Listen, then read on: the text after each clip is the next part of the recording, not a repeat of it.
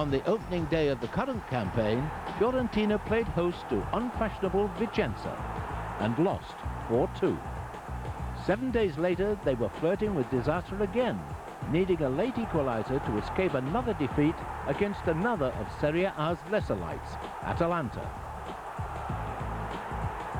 Since then, things haven't got much better.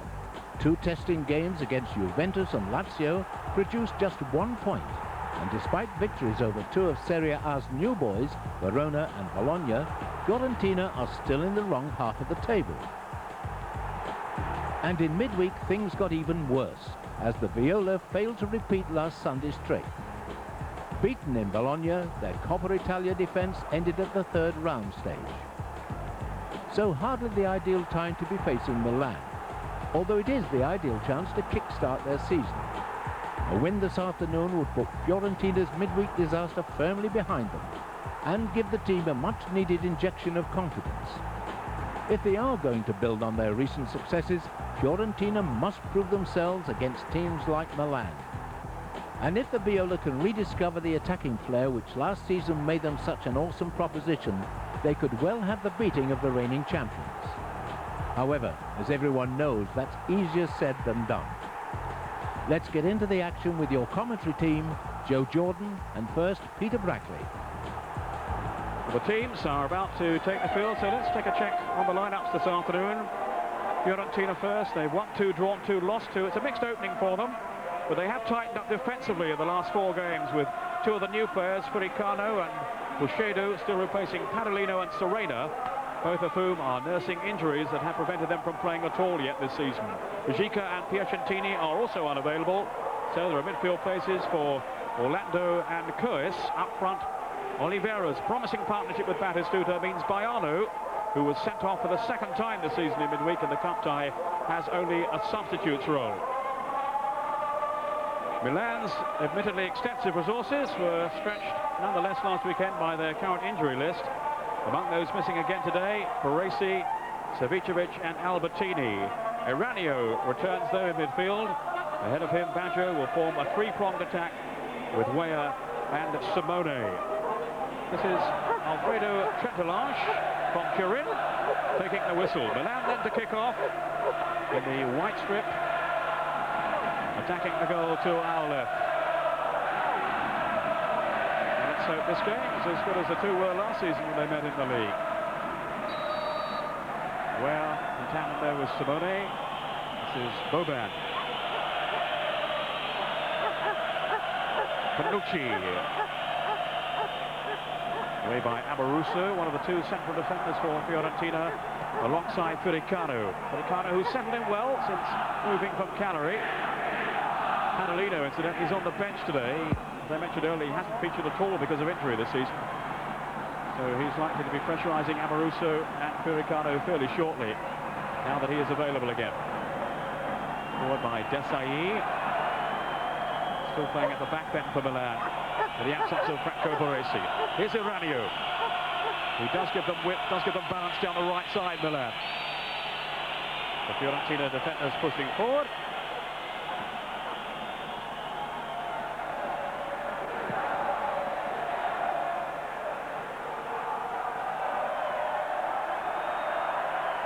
Here's Rui Costa. So creative and inventive in the midfield for Fiorentina.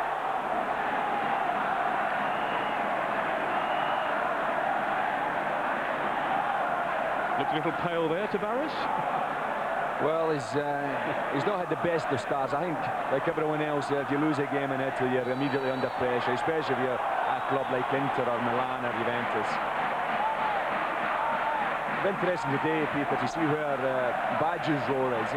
Normally Milan, well, they have in recent years played a 4-4-2, and Baggio has figured in different possessions, playing behind a front 2 or whatever. So I'll be interested to see whether they maintain that shape that they've shown in recent weeks. Cleared by Amoruso. Looking as far as Boban. Ambrosini to help him out. Ambrosini in the midfield role with Albertini out through injury. Really promising young player is Ambrosini, but now this is Oliveira taking on Maldini, and he just recovered it in time. He's been below par this season, no question about that, Maldini, but that was a great recovery there. Well, he had to be very precise there in his interception after the mistake that was made. As you see him coming in here, very, very well-timed tackle, but as I say, it had to be so precise.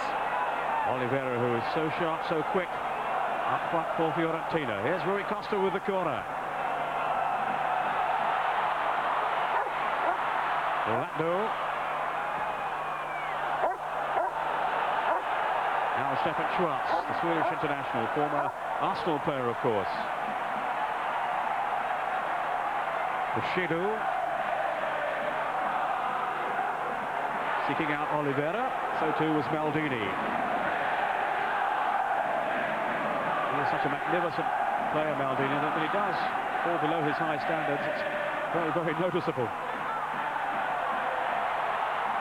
But Milan have been suspect at the back throughout their early matches. And unquestionably they are missing Franco Baresi and his organisational skills.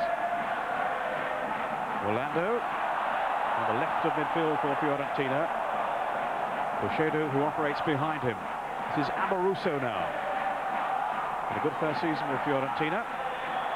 Rui Costa's in his third now with the club, losing out though here. Baggio threatening down the middle. Carnashali with the pass back. Boban. Stepped on to Iranio. But a well-timed intervention by Bushido. I think they are going to play a more traditional 4-4-2, Peter, with Iranio on the right and Baggio on the left. It'll be interesting to see how he handles that role. Here's Baggio now. And I think he has handled that. That indeed is the decision of referee Trandelash. Or Trandelash to give it the correct pronunciation. Bushido. This is Schwarz. Carnashali. Oliveira again looking to test his pace against Maldini. But he was looking very, very strong then, Maldini. 73 Italian caps. Such a fixture for club and country. Schwarz. Now Bushido. Schwarz again to Rui Costa. So much is channeled through him for Fiorentina. Oliveira. Now Coes. Batistuta in the centre. And Coes opting to go it alone. Good football, Peter. Good build-up there. Oliveira, he's tended in the early stages of the game to play a little bit right. And he's brought in his full-back there. Coes he's went for the near post, but Rossi has it covered. Orlando with the corner. Milan struggling to clear. Eventually away by Panucci. Orlando to Rui Costa.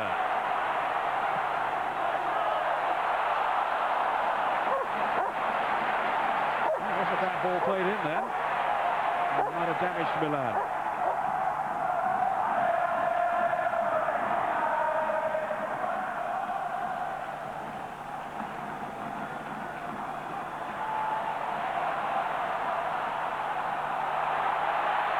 Batistuta again examining Maldini's defensive quality.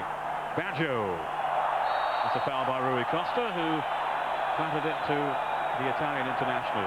Really what you're looking for is someone like Boban, who's playing more of a central midfield position today. There he is there, just next to Baggio. Really, he's got to get on the ball and slow the game down. Well, suddenly burst into life, that George Weah, accelerating away, but for once failing to hit the target. But he is so powerful, and he's been scoring spectacular goals this season. Well, there's a player on form. We've seen in the opening day of the season and all the way through to this one that he's got the ability to go, as we've seen, from one end of the park to the other, and he's also a player that in the box makes chances look easy, tapping them in.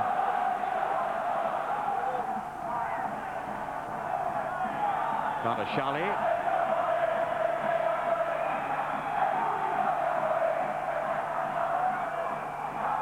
Boban finding Aranio, now Punducci, who's back in the senior Italian fold after 2 years.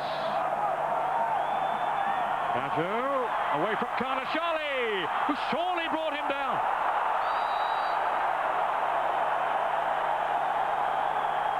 Baggio was clean through, and there's no doubt in my mind that's a penalty.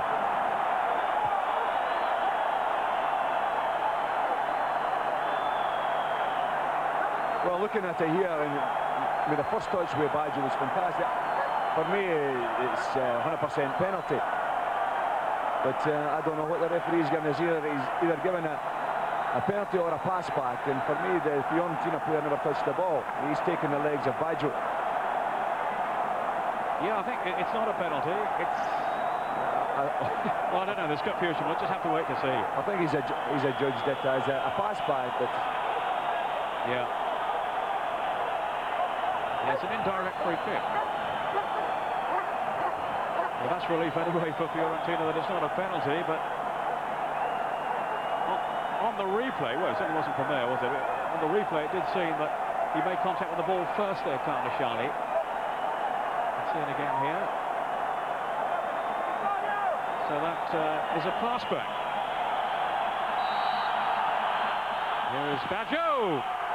Couldn't curl it in, and after all that, it's a corner.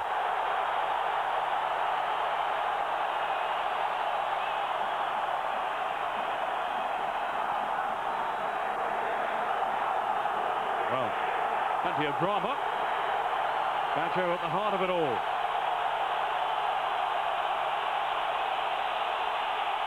Does seem to have rediscovered his zest this season, Baggio. Rossini couldn't get his shot in. Away comes Schwartz. Caution for his part in that melee. Down goes Oliveira, clattered by Boban. And a yellow card for the Croatian.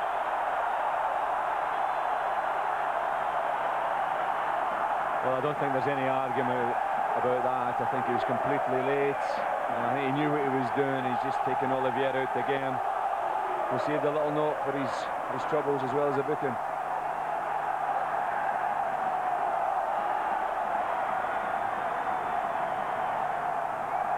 Oliveira in obvious distress. He was fully committed to the tackle then, Boban. And he sent Oliveira flying.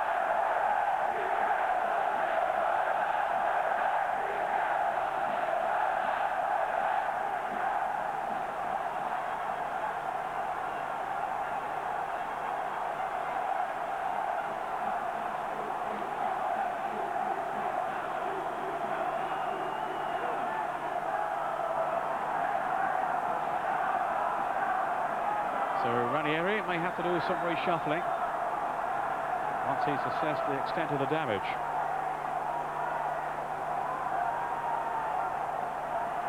"25 minutes gone in the first half.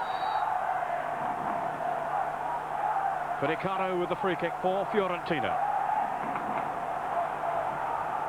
11 years since they last beat Milan at home in Serie A. Rui Costa. There was no way through there. Punducci. Off goes Aranio as Shadu stumbles, but he was tripped.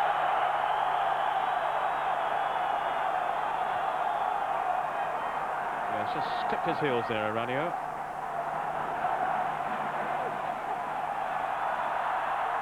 Here's Desai.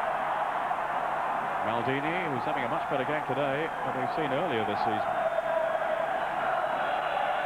I think the feeling is he's going through one of the worst spells of his career. Where outmaneuvered by Amoruso. Oliveira. Batistuta is pulled out to the right. Orlando here to the left. Great change of pace by Orlando! Off the crossbar!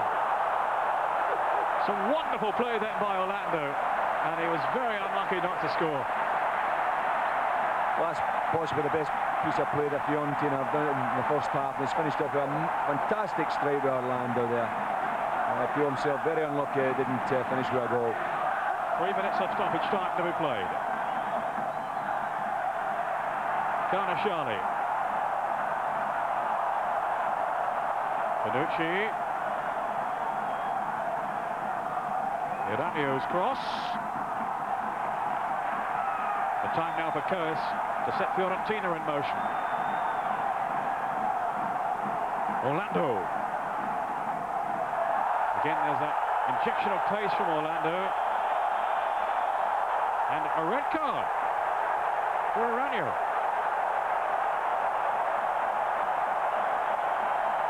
It follows with a yellow for Bonucci, but far more significantly, Iranio has been sent off. Well, he's just... Well, I would say he's mistimed his tackle, but I wouldn't say it warrants a red card. Orlando has gone by him and he's left him in his wake, but to receive a red card for that, I think he's overreacted. Well, that is a very, very harsh decision by Trent Alonso. The fact is, unless you're a Fiorentina supporter, you're looking at it and it really ruins the game.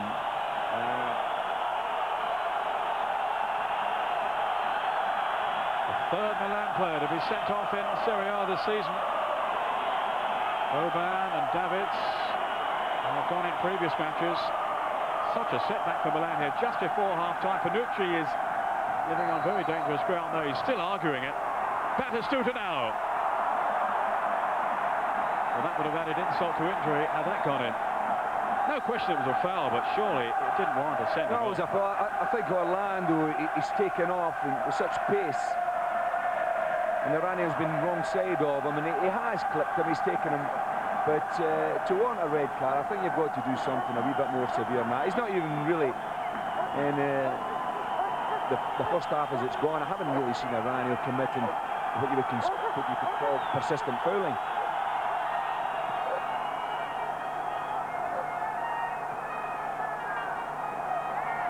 Where? Carnashali just in ahead of Simone. It's going to be a real battle then in the second half for Milan. Down to 10 men. And there's an injury in the centre of the field to Boban. Well, it's up to Milan now to show that the qualities which they demonstrated last year and winning the championship. And you get different circumstances throughout a season, and this is one where really they've got to stand up and be counted and try and get something from the game. Well, the two previous games when they've had men sent off, they've still managed to win, Milan, against Perugia and Bologna. Boban, who was dismissed against Perugia. Davids went against Bologna. But Tavares, I think, will now want the respite of the half-time interval to enable his team to get their act together again. They might take some calming down. Boban.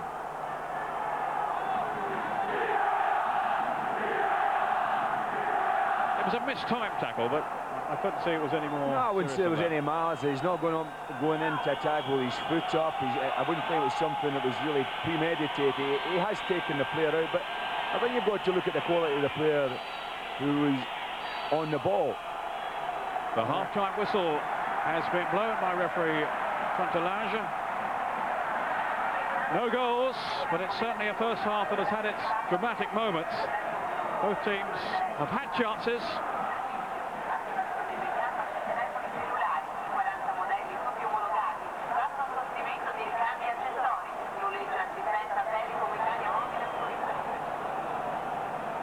Just checking around to see if there are any substitutions. And Ac Davids is on for Milan, yeah. So the Dutchman, a controversial character, sent off in the game against Bologna. But there's no doubt he's a very talented player. Of course, he went home early from Euro 96 after his dispute with the Dutch coach. And he hasn't been, as yet anyway, any kind of automatic selection for Milan. Such is the depth of talent available to Oscar Tavares. This is Sandro Coes.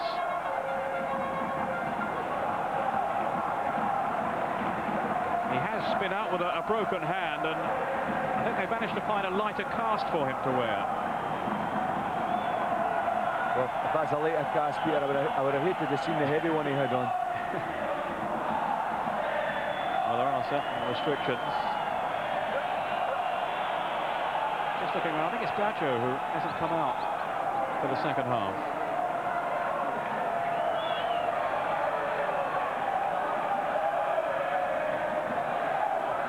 Amoruso.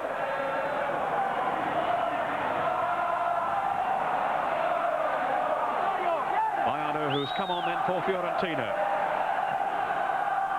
Batistuta. That ball for Oliveira. But alert defending by Panucci. In fact, it's a free kick to Milan.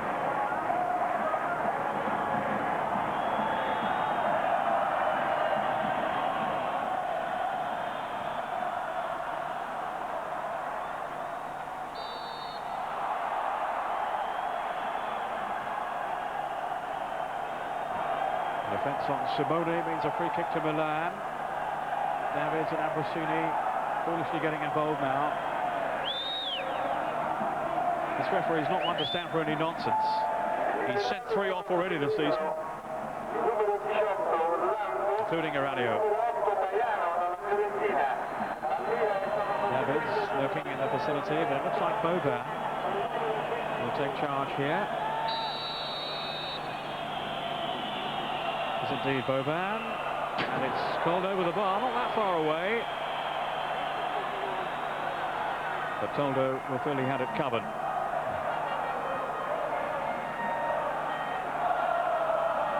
Boban, who's yet to score in Serie A this season.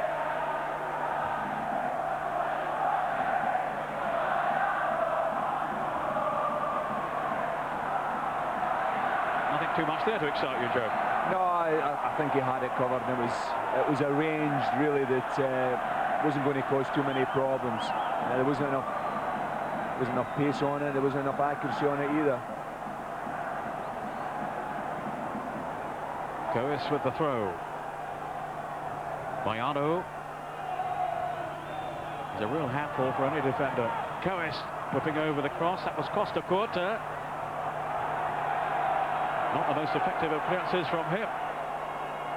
Rui Costa tangling with Davids. And away comes the Dutchman, the former Ajax man, Edgar Davids.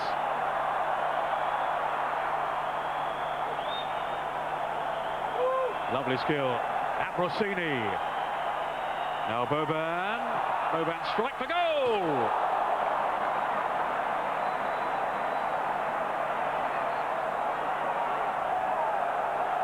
Boban claiming a corner.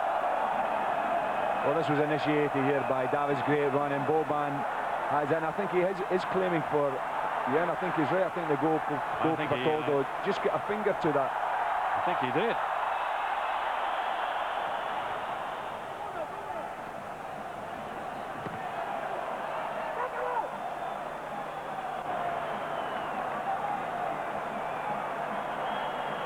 Well, for this moment in time, they seem to have weathered the storm, Milan.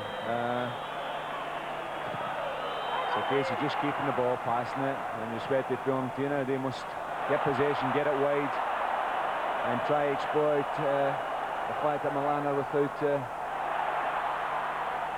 Aranio there.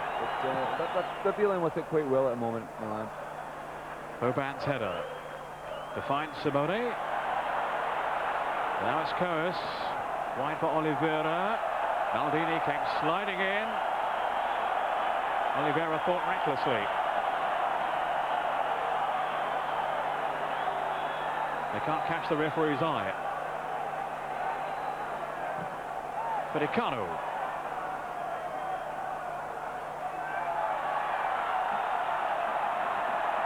Fiorentina's throw. And they need to find their rhythm again. This is Oliveira. Surely handled by Desai. Referee says no. Maldini to Boban. Now Edgar Davids. Got Ware in support, and there's been tripped, yellow card for Fiorentina.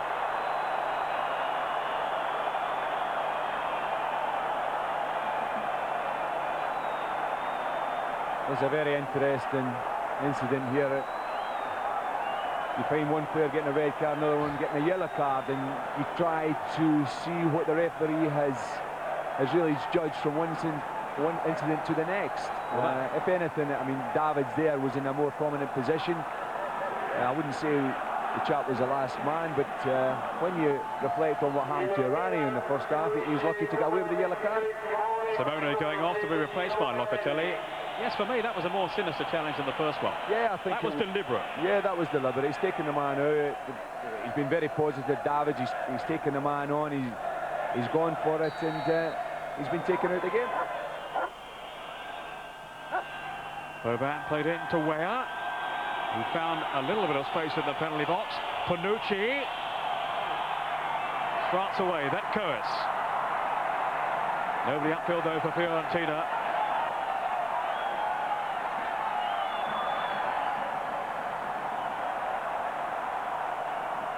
Davids outsmarted by Rui Costa. It's Coes. Still Fiorentina persevering. Baiano. Here's Costa Curta, who's looked much more like his old self today.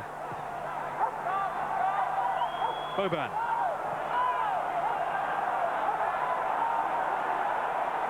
It's Rui Costa. Baton by Baiano. Oliveira! Robiati!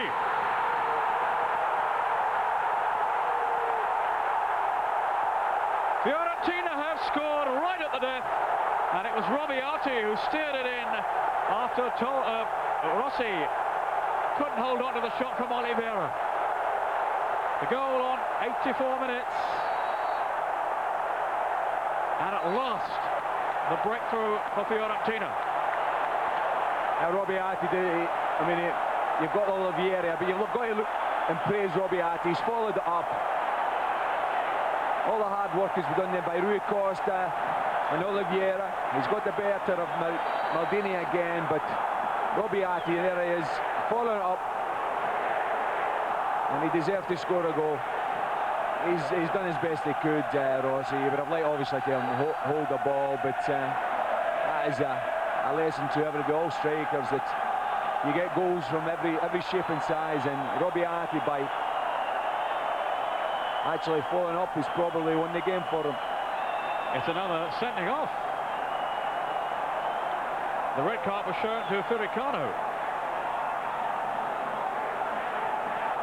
So drama here right to the end. Fiorentina trooping off disconsolately. We didn't really get too clear a view of that. Maybe we'll see on the replay.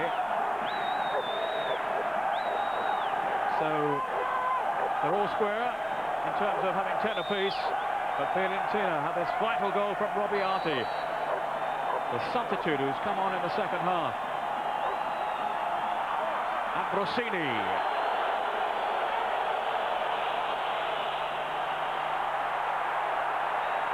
Amoruso striding away. They've got, what, 4-5 up here. Oliveira. Can he finish it now? Oliveira shots! A whisker away.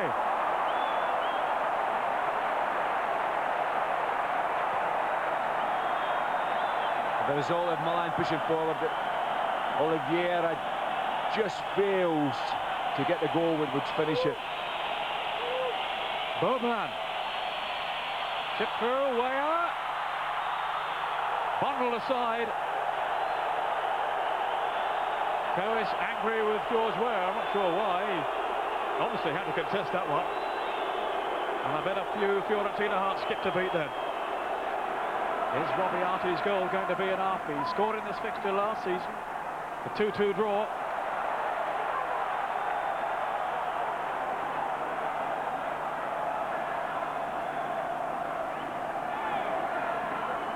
Fiorentina can't wait for the final whistle now. It can only be a few seconds away. Rossi having to hack it upfield. Locatelli, that's Falcone defending.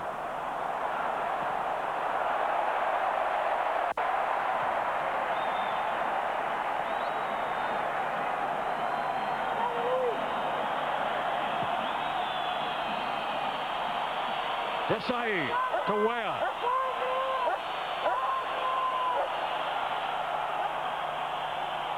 Chipped in, Dugarry. Locatelli, Dugarry. They just can't force it in. Oliveira with some brave and resolute defending there.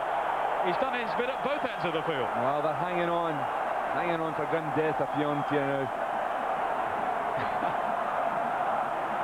Amaruso to pump it upfield. Bonucci.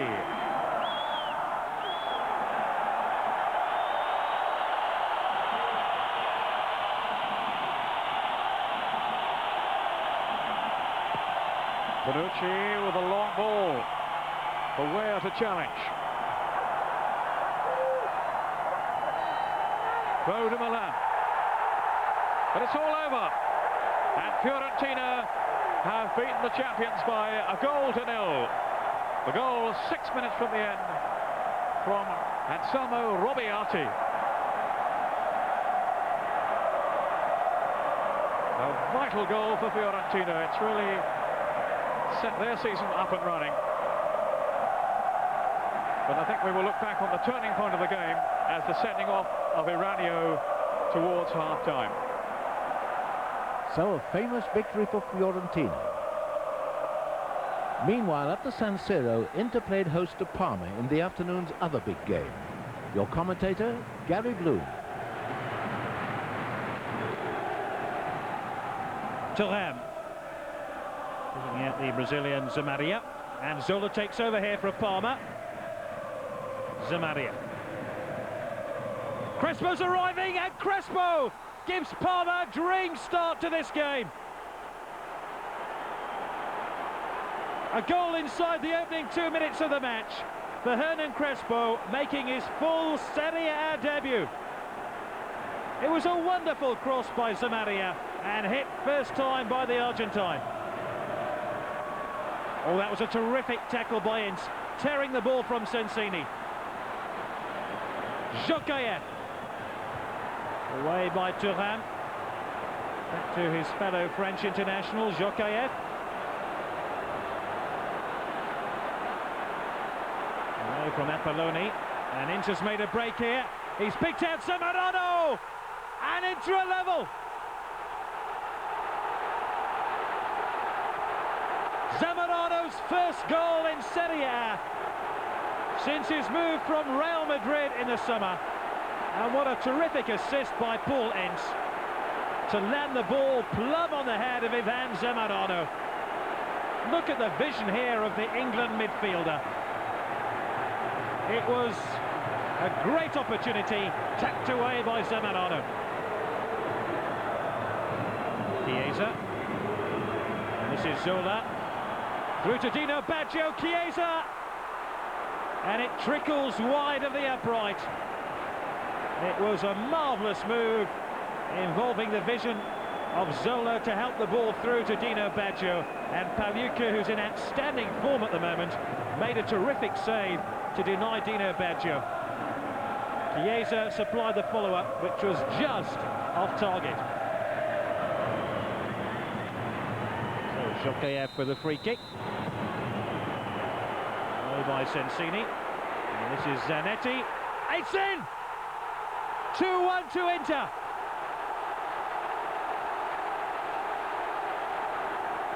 Zanetti's second goal of the season. It was hit through a forest of legs and wide of Luca Bucci in that Parma goal.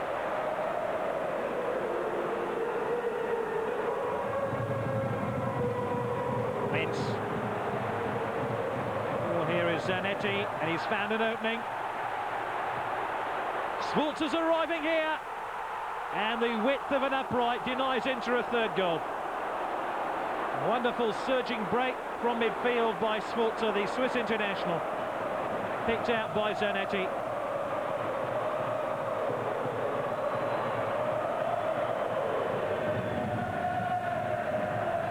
Zola. Zamaria. Zola.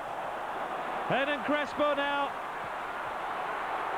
It wasn't a very positive shot by Crespo.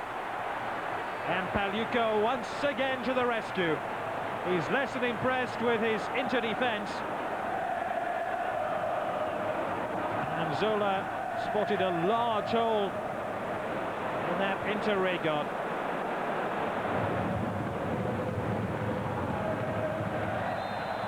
Trip on Angloma. There's Carlo Ancelotti, the coach of Parma. Free kick to Inter. Here's Zamorano, and it's 3-1. Two-headed goals for Ivan Zamorano. He was brought to the club for his heading abilities, and that was a superbly placed header wide of Bucci, and surely that will be the clinching goal for Inter. And Carlo Ancelotti has taken his protests a little too far, and he is banished to the stands. And Parma pull a goal back here. Sensini, Thuram, and it's cleared in the end by Pistoni. Watch the Inter number 3 here.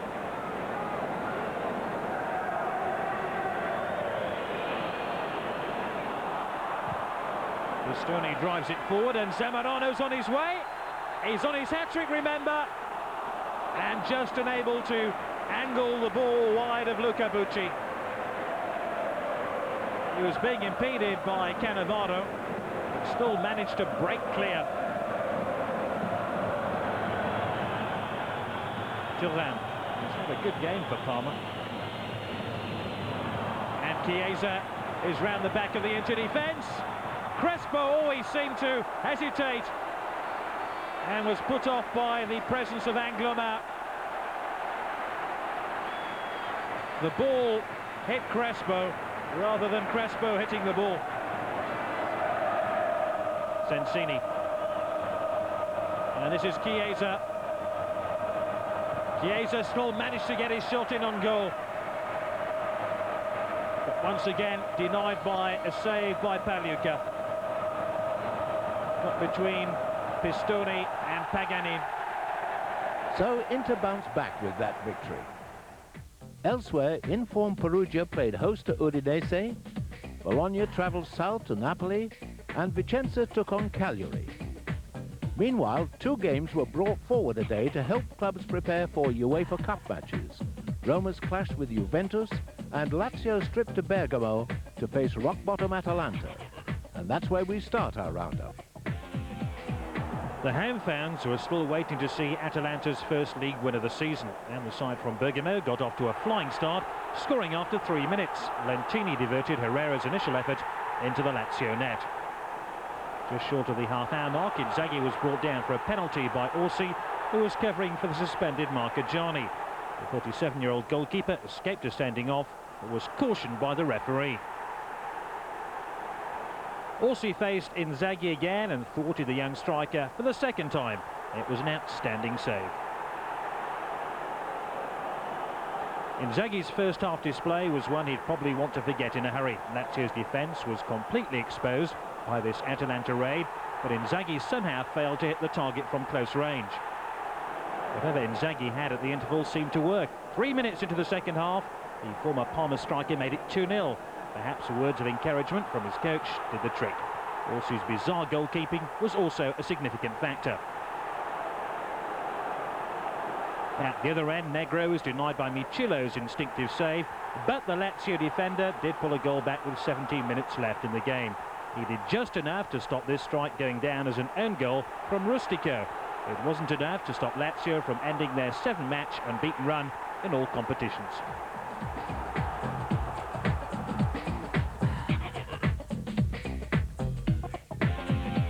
In the Eternal City, a crowd of 70,000 fans produced gate receipts of around £1 million. It was a match shown live on Italian television, and the viewers were denied the pleasure of seeing a goal here. Jugovic was kept out by Sturkele, who produced a splendid save to keep out the Yugoslav international. Roma's best chance of the first half came in stoppage time. Peruzzi almost allowed Balbo's shot to creep into the Juventus net. Peruzzi managed to retrieve the situation and stop Totti from scoring the first goal of the game. That honour was reserved for Padovano, set up by Alan Boksic. The 30-year-old Juventus striker scored his third goal of the season. Remember, the Turin Giants were playing in Rome for the first time since their Champions Cup victory over Ajax, and it appeared another memorable win in the Olympic Stadium was on the cards. Del Vecchio was then added to Roma's attack, and he almost drew his side level. Peruzzi had to use every inch of his reach to preserve Juve's lead. The European champions had their chances to score a second goal, which would have secured all 3 points, but they failed to take them. It enabled Roma to earn a draw deep into stoppage time. For the second game running, Marco Del Vecchio came on as a substitute and scored for his team. It's more than 5 years since Juventus last beat Roma in the capital.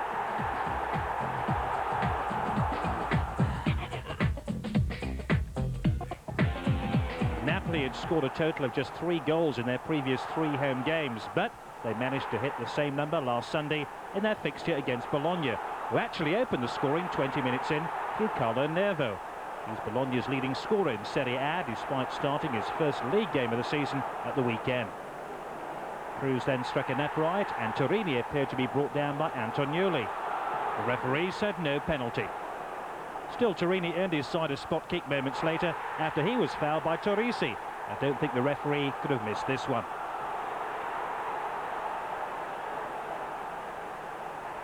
Caccia drew Napoli level. He's claimed all 3 of his goals this season at the San Paolo Stadium. Caccia combined with Cruz early in the second half. The former Piacenza striker was denied by Antonioli. Caccia proved he doesn't just score goals but makes them too. On this occasion for Aglietti, who claimed his first ever in the top flight. Napoli went 3-1 ahead when Cruz scored a rare goal with his right foot. That's 2 in 2 games for the Brazilian after going 16 months without one. He deserved the standing ovation he received from the home fans. The scoring wasn't over. Bresciani pulled it back to 3-2, and that's how it finished. Napoli beat Bologna by the same scoreline the last time they played them here.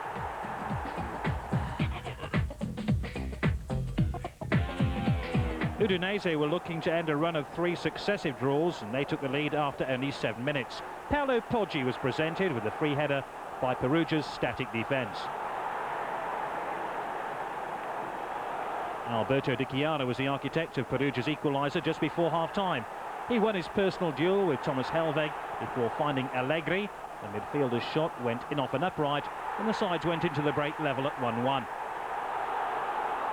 The turning point in this game arrived after 51 minutes.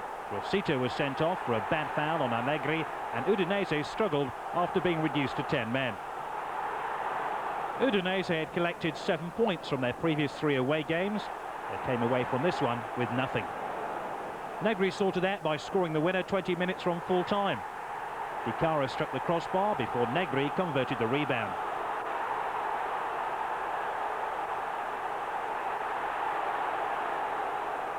At the death, Udinese went down to 9 men after Bia's dismissal. However, by the end, Perugia secured maximum points, thanks only to their goalkeeper, Alex Kocic. His save to deny Poggi was quite simply world-class.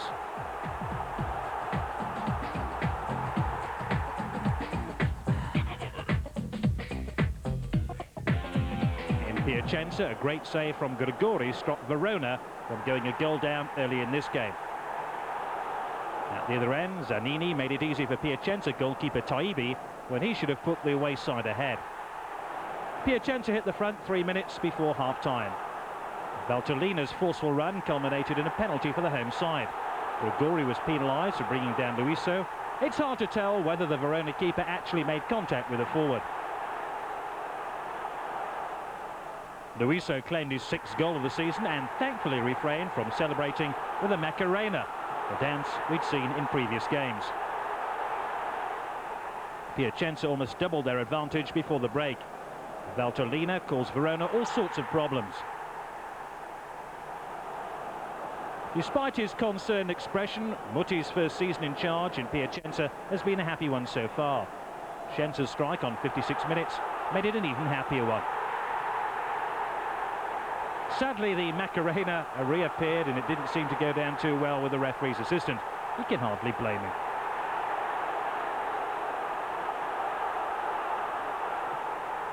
Manetti came mighty close to scoring a consolation goal. Piacenza have now claimed 10 points out of a possible 12 at home.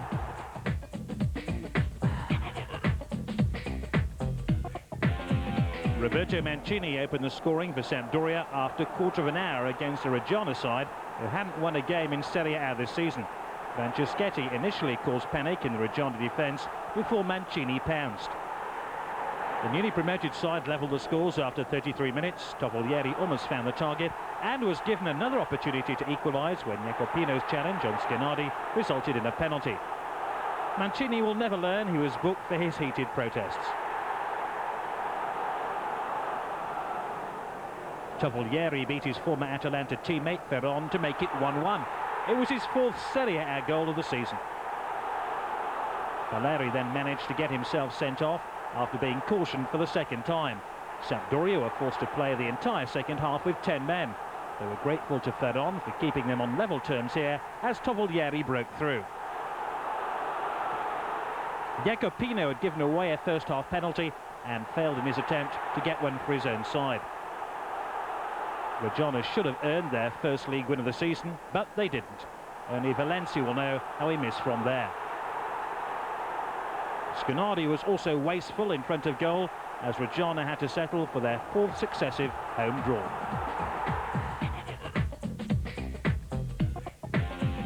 Welcome back to Serie A was a message from Guidolin to new Cagliari coach Carlo Mazzoni, who'll be hoping to turn the Sardinians' disappointing season around. Getting anything from a visit to Vicenza is always difficult. Pascolo did well to stop Vicenza from taking an early lead. Cagliari's number one, of course, is a Swiss international, and it's worth mentioning Vicenza have a top-quality keeper of their own. Luca Mondini is rapidly making a name for himself at the highest level. Vicenza frantically cleared the ball after Mondini had kept out Pancaro. Fabian O'Neill came even closer to scoring. The Uruguayan's free kick shaved an upright.